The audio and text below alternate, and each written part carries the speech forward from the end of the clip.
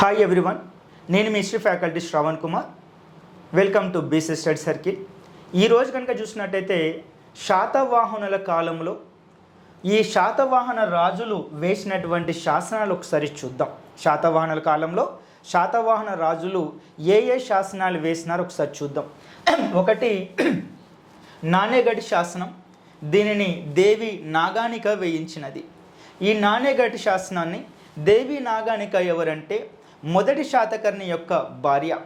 మొదటి శాతకర్ణి చనిపోయిన తర్వాత ఆ బాధని దిగమింగుకొని తన యొక్క భర్త యొక్క గొప్పతనాన్ని వివరిస్తూ వేసినటువంటి శాసనమే ఈ యొక్క నాణేగడి శాసనం. అదేవిధంగా శాతవాహనుల వంశంలో మొట్టమొదటి శాసనాలు వేసినటువంటి మొట్టమొదటి రాజు ఎవరంటే కన్హ లేదా కృష్ణుడు అని పిలుస్తాం. ఇతడు శాతవాహన వంశంలో రెండవ రాజు, శ్రీముఖుడి యొక్క తమ్ముడు. ఇతడు వేసినటువంటి శాసనాలు కార్లే, కనిహేరి, నాసిక్ శాసనాలు అనేటువంటి 3 శాసనాలు వేసినాడు. అవి 3 కూడాను బౌద్ధ మతానికి చెందినటువంటి శాసనాలు. అదేవిధంగా అమరావతి శాసనం. ఈ అమరావతి శాసనాన్ని 2వ పులోమావి వేయించినాడు. నెక్స్ట్ మేకధోని శాసనం. మేకధోని శాసనాన్ని 3వ పులోమావి వేయించినాడు. ఈ యొక్క మేకధోని శాసనం అనేటువంటిది ప్రస్తుత కర్ణాటకలోని బళ్ళారి ప్రాంతంలో వేయించినాడు. ఇతడు శాతవాహన వంశంలో చిట్ట చివరి 30వ రాజు అని చెప్పవచ్చు.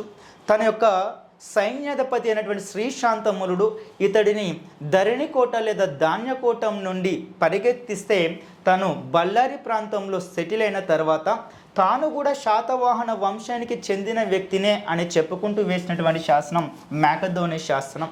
దీనిలో గుల్మిక గురించి లేకపోతే గ్రామ పరిపాలన చేసినటువంటి గుల్మిక లేదా గ్రామీల గురించి వివరించడం జరిగింది మేకధోని శాసనంలో 3వ పులోమావి. అదేవిధంగా బట్టిప్రోలు శాసనం. బట్టిప్రోలు శాసనాన్ని వేయించినది కుబేరుడు వేయించినాడు. ఈ కుబేరుడు ఈ యొక్క బట్టిప్రోలు శాసనంలో ఏం చెప్పినాడంటే నిగమ సభల గురించి చెప్పినాడు. నిగమ సభలు అంటే ఆ టైంలో ఉన్నటువంటి రాజ్యానికి ఆ కాలంలో ఉన్నటువంటి రాష్ట్రాన్ని ఏమని పిలిచినారు? ఆహారం లేదా ఆహార అని పిలిచినారు. ఈ రాజ్యానికి ఆహారానికి మధ్యలో ఉండేటువంటివే నిగమ సభలు, వాటిని నగరములు అని పిలుస్తారు. వీటి గురించి మనకు మొట్టమొదటిసారిగా బట్టిప్రోలు శాసనంలో వివరించడం జరిగింది. Thanks for watching this video.